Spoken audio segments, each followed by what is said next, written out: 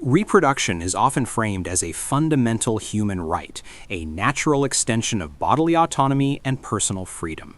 It is enshrined in legal doctrines, cultural narratives, and even moral philosophy. But when we examine the implications of reproduction more closely, especially in relation to the person being created, this framing starts to collapse under ethical scrutiny.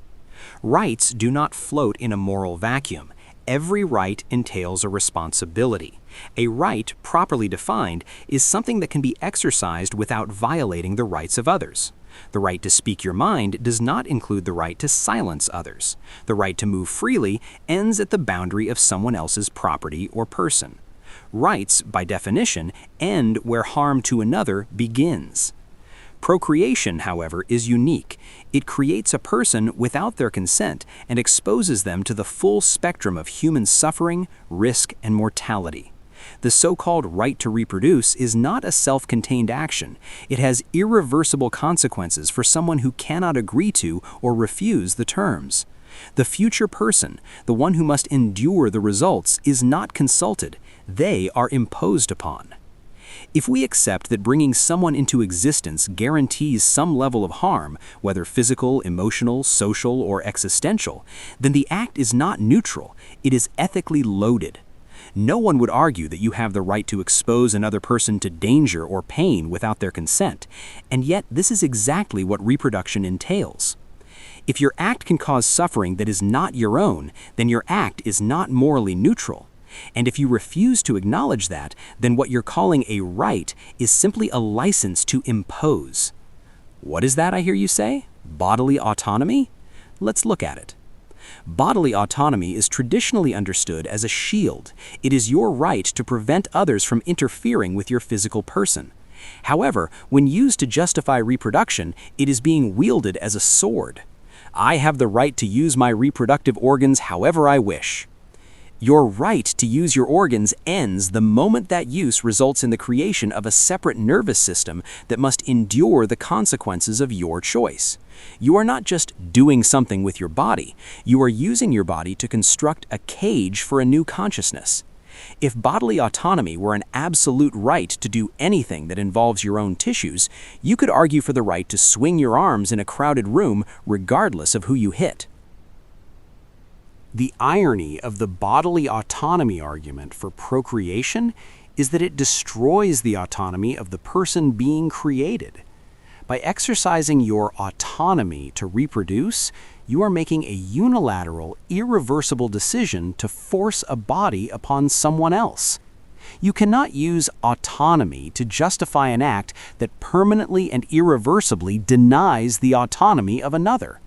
If you truly valued bodily autonomy, the first thing you would respect is a person's right to not have a body forced upon them in the first place. If bodily autonomy were being applied consistently, the question wouldn't be, do I have the right to reproduce? It would be, do I have the right to impose existence on someone else without their consent? And there is no version of autonomy that justifies that. None. Because autonomy is supposed to protect individuals from imposition, not justify it. Underneath some interpretations of the bodily autonomy argument lies a controversial premise that a child can be treated as an extension of the parent's body. When someone says, I have a right to reproduce because it's my body, it can suggest that the resulting human life is merely a biological byproduct, something created at will, rather than an independent individual. In reality, the moment a child exists as a distinct being, and arguably long before birth, they are no longer your body. Ironically, in debates about abortion, the fetus is sometimes treated as a person in order to argue that it has no right to use the woman's body, highlighting the tension within the concept of bodily autonomy itself. Using bodily autonomy to justify procreation is like burning down a neighbor's house because you wanted to play with matches in your own backyard. You might have started the action on your property, but the harm didn't stay there. Reproduction isn't an expression of autonomy, it is the abdication of autonomy. It is the choice to let a blind biological impulse dictate the entire life story of another human being. It is the most animal thing a thinking human can do, and calling it a right is just a way to avoid looking at the victim of that choice. If bodily autonomy justifies procreation, then answer this: where does the autonomy of the person you create come into the equation? Because if your right begins by eliminating theirs before it even exists, then it was never about autonomy to begin with. Now consider the following. Bodily autonomy is a principle governing relations between existing persons. It establishes a boundary. No one has the right to use another person's body without consent. Its purpose is protective. It shields individuals from intrusion, coercion, and exploitation. But reproduction is not an interaction between two existing persons in this sense. It is the act that brings a person into existence in the first place. To invoke bodily autonomy here is to apply a rule designed for person-to-person relations to a situation where one of the persons does not yet exist. At best, this makes the principle irrelevant to the justification of reproduction. It cannot explain why creating a person is permissible. It can only explain why others should not interfere with one's body. This distinction matters. A principle that protects freedom from interference is not the same as a principle that justifies the consequences of one's actions. To call reproduction a right is to short-circuit this evaluation. Rights language implies moral permission without the need for further justification. It suggests that the act falls within a protected sphere of personal freedom. But if bodily autonomy does not apply to the creation of persons, then it cannot supply that permission. At most, it protects individuals from external interference in their reproductive choices. It does not explain why those choices are justified in the first place. This distinction is often blurred. The freedom to act without interference is taken to imply that the action itself is beyond moral question. But these are separate claims. One can consistently hold that individuals should not be coerced in matters of reproduction, while also questioning whether reproduction is ethically justified. Bodily autonomy is a powerful and important principle, but it has limits. It governs how we treat one another once we exist. It does not tell us whether it is justified to bring new persons into existence. When it is used to defend a right to reproduce, it is stretched beyond its proper scope.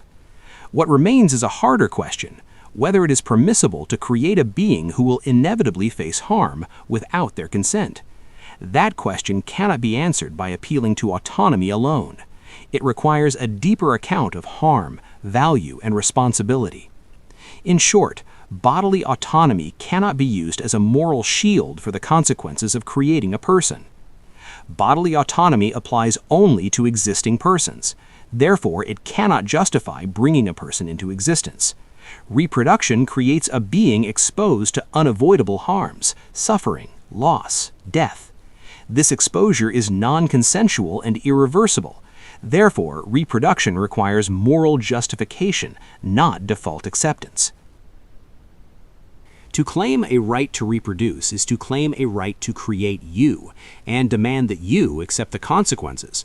By creating you, the parent knowingly initiates a sequence of events that ends in your inevitable suffering and death. To claim this as a right is to say, I have the right to set a process in motion that guarantees you will be harmed because I wanted to see what my genes would look like. By asserting the right to create another person, the creator is essentially claiming the right to impose a lifelong biological mortgage. The child must work, eat, and suffer to maintain the body they were forced into, all to satisfy the parent's exercise of a right. We generally agree that we cannot perform life-altering procedures on others without consent, yet the most life-altering procedure, initiation into existence, is the only one where we waive the requirement for consent entirely simply because the patient isn't here yet to say no. The right to reproduce is the only right that relies on the absence of a victim to justify the creation of a victim. A right is supposed to protect the vulnerable from the powerful. Freedom of speech protects the dissenter from the state. But the right to reproduce does the exact opposite. It protects the powerful, the parent, in their act of imposing their will upon the most vulnerable. If a right cannot violate the autonomy of another, and the act of creation is the ultimate violation of a future person's autonomy, then the right to reproduce is a logical impossibility. It is a license for imposition disguised as a liberty. It is the ego disguising its hunger as a virtue. The right to reproduce is a lie we tell ourselves to mask our own narcissism. It is a claim of ownership over the future. To say, I have the right to create you, is to say that my desire for a legacy is more important than your right to be free from the burdens of existence. If we are truly these smart, thinking animals we claim to be, we would recognize that there is no such thing as a right to force a life sentence onto another being. It is not a right, it is a unilateral imposition of power, and it is the ultimate failure of our moral intelligence.